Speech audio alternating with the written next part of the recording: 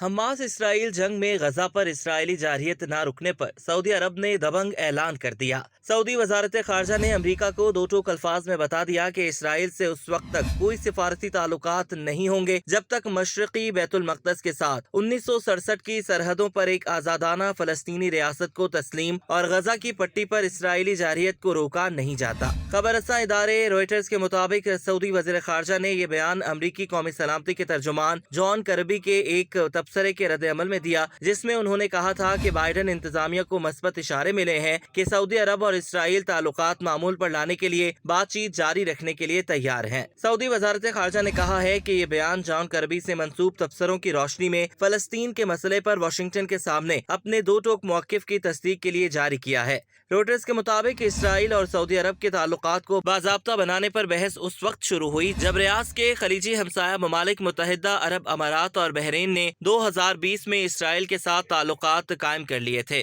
ذرائع نے اکتوبر 2023 میں بتایا تھا کہ سعودی عرب نے اسرائیل کے ساتھ تعلقات کو معمول پر لانے کے لیے امریکی منصوبوں کو فی الحال مسترد کر دیا ہے۔ 7 اکتوبر 2023 کے بعد سے غزہ پر اسرائیلی جارحیت کے دوران اب تک 27,000 سے زائد فلسطینیوں کی شہادت ہو چکی ہے، جس پر سعودی عرب سمیت اسلامی دنیا میں شدید رد عمل پایا جاتا ہے۔ اس سے قبل امریکی وزیر خارجہ اینٹنی بلنکن نے غزہ میں جاری اسرائیلی جارحیت کے تناظر میں مشرق وسطیٰ کے دورے کے دوران سعودی دارالحکومت ریاض میں سعودی ولی عہد شہزادہ محمد بن سلمان اور سعودی وزیر خارجہ فیصل بن فرحان سے ملاقات کی تھی۔ امریکی وزیر خارجہ نے ایک ایسے وقت میں مشرق وسطیٰ کا دورہ کیا ہے جب فلسطینیوں کو امید ہے کہ غزہ کے سرحدی شہر رفح پر اسرائیلی حملے سے پہلے فائر بندی کا معاہدہ طے پا جائے گا، جہاں غزہ کی نصف آبادی نے پناہ لے رکھی ہے۔ امریکی اسٹیٹ ڈپارٹمنٹ کے ترجمان میتھیو ملر نے کہا کہ اینٹنی بلنکن اور سعودی ولی عہد محمد بن سلمان نے تنازع کے ایک پائیدار خاتمے کے حصول کے لیے علاقائی ہم آہنگی پر تبادلہ خیال کیا۔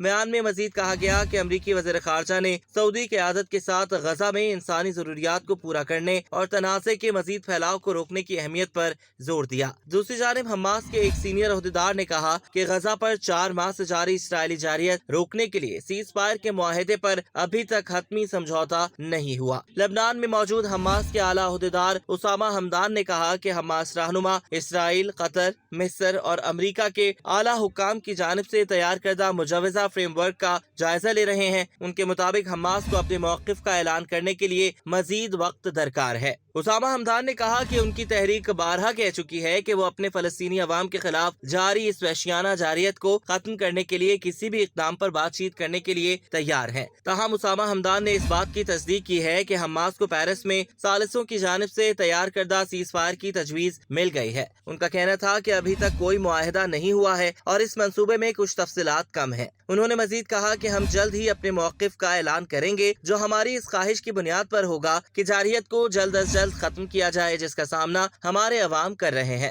7 اکتوبر 2023 کو حماس کے اسرائیل پر حملے کے بعد غزہ پر اسرائیلی جارحیت کا آغاز ہوا تھا۔ حماس کے حملے میں اسرائیلی اعداد و شمار کے مطابق 1160 لوگ مارے گئے تھے، جبکہ 250 کو قیدی بنا کر غزہ لے جایا گیا تھا۔ حماس کی جانب سے یرغمال بنائے گئے قیدیوں میں سے تقریباً 100 کو نومبر کے آخر میں ایک ہفتے کے سیز فائر کے دوران رہا کر دیا گیا تھا۔ اسرائیل کا کہنا ہے کہ غزہ میں اب بھی 132 قیدی موجود ہیں۔ غزہ کی وزارت صحت کے مطابق اسرائیلی جارحیت نے فضائی، زمینی اور سمندری حملے کیے گئے، جن کے نتیجے میں غزہ میں کم از کم 27,938 افراد شہید ہو چکے ہیں، جن میں اکثریت خواتین اور بچوں کی ہے۔ حماس کے ایک ذرائع نے بتایا کہ موجودہ 3 مرحلوں میں مشتمل سیز فائر کی تجویز میں ابتدائی طور پر 6 ہفتوں کے لیے لڑائی روکنا بھی شامل ہے، جس کے تحت فلسطینی قیدیوں کے بدلے کچھ اسرائیلی قیدیوں کو رہا کیا جائے گا۔